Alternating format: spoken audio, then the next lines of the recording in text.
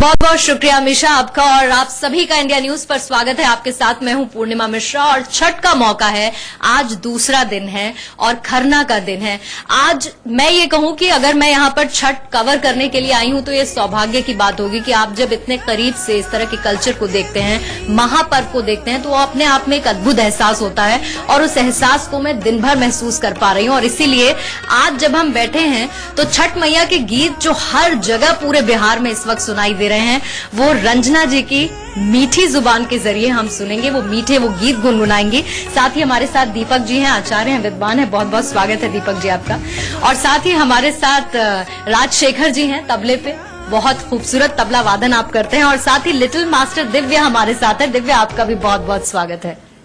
तो देखिए पंडित जी हमारे साथ रहेंगे, विद्वान है, वो बताएंगे छठ के बारे में और साथ ही वो ये भी बताएंगे कि पूजा करने का तरीका, विधि, मुहूर्त, इन सब चीजों के बारे में और कुछ कथा की भी हम बात करेंगे दीपक जी, बिल्कुल है ना। लेकिन शुरुआत जो है वो कर लेते हैं छठी मैया के गीत के साथ, क्योंकि आज सुबह से या ये कहिए कि कल से जब से इस महापर्व की शुरुआत हुई है, छठी मैया के गीत और उनके जो लोकगीत, उनसे जुड़े उनके जो भजन है वो लगातार रंजना जी कानों में गूंज रहे हैं। तो क्यों ना शुरुआत छठी मैया के एक गीत के साथ हो जाए। हाथ जोड़ी ठाठ होई बहिना,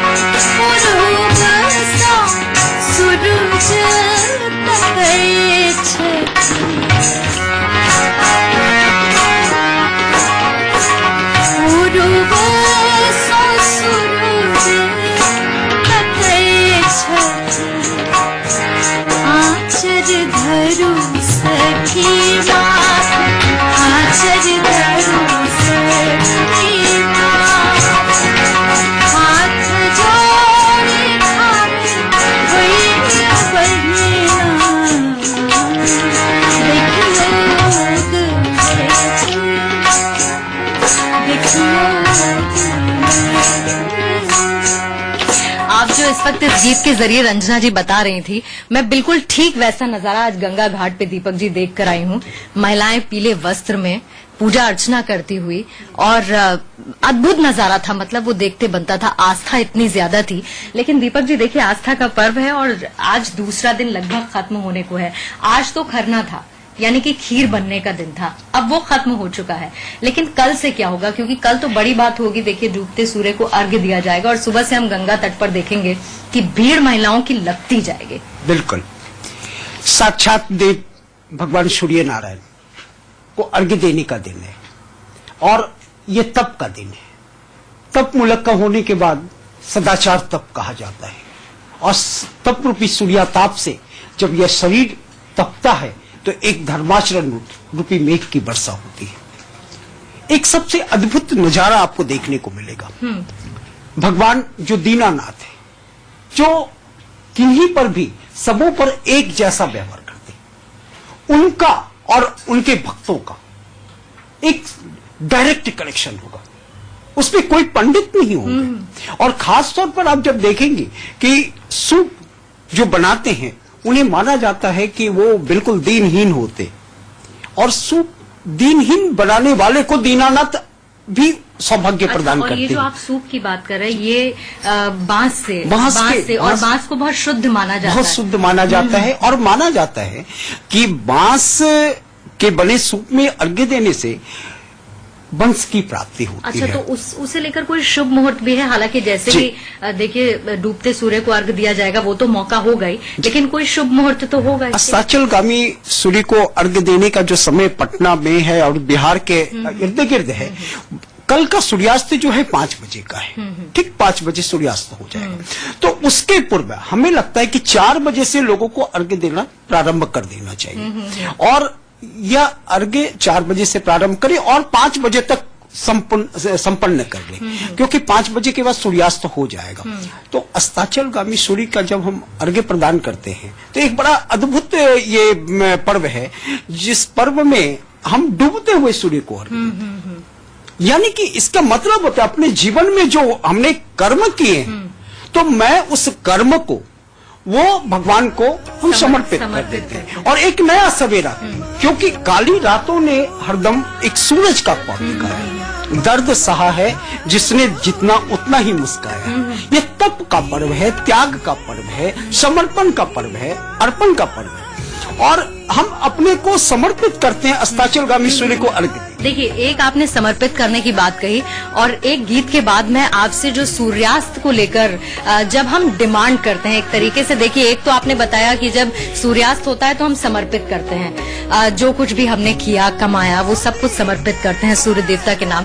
लेकिन जब अगले दिन सूरज उगता है, उस वक्त हम आने वाले वक्त के लिए बेहतरी की उम्मीद करते हैं हम भगवान के सामने। उस पर मैं आपसे थोड़ी और बात करूंगी, लेकिन रंजना जी तब तक एक गीत और छठी मैया का कोई खूबसूरत से सुनाइए, और उसके थोड़े से मायने बताइए पहले, लेकिन जो गीत आप गाने जाएंगे। माने ये है कि हम किसके लिए छठ व्रत करते हैं, क्यों करते हैं, वही गीत में है इसमें। किरवा के पात पर उगेलन सूरज मल झाके झुके, किरवा के पात पर उगेलन सूरज मल झाके झुके, हे कदी कुछ बरतिया झाके झुके, हे कदी कुछ बरतिया से झाके झुके। हम तो पूछे बरतिया ए बरतिया से किकराला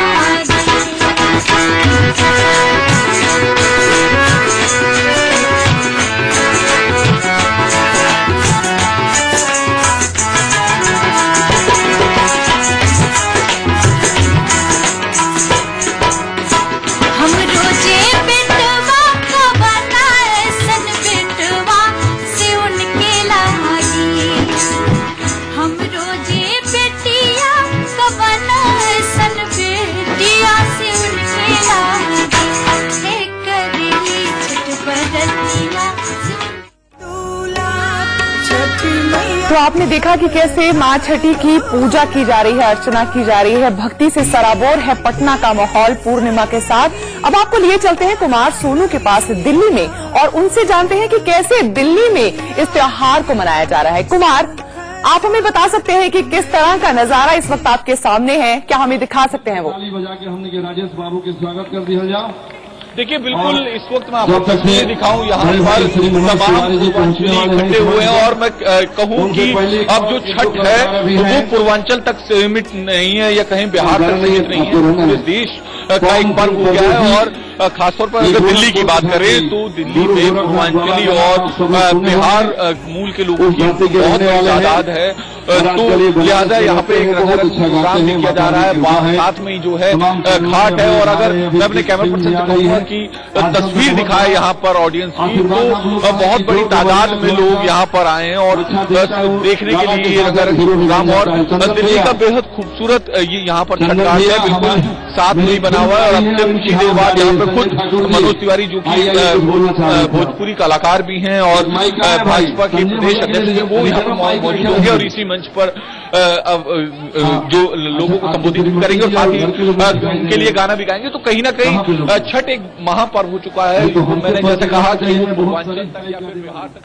जी कुमार, बहुत बहुत शुक्रिया इस पूरी जानकारी के लिए। तो दिल्ली हो या पटना, बेहद भक्ति भाव से और श्रद्धा से इस त्योहार को मनाया जा रहा है, व्रत रखने की तैयारी पूरी की जा रही है। फिलहाल रुकना होगा एक छोटे से ब्रेक के लिए, फौरन लौटेंगे।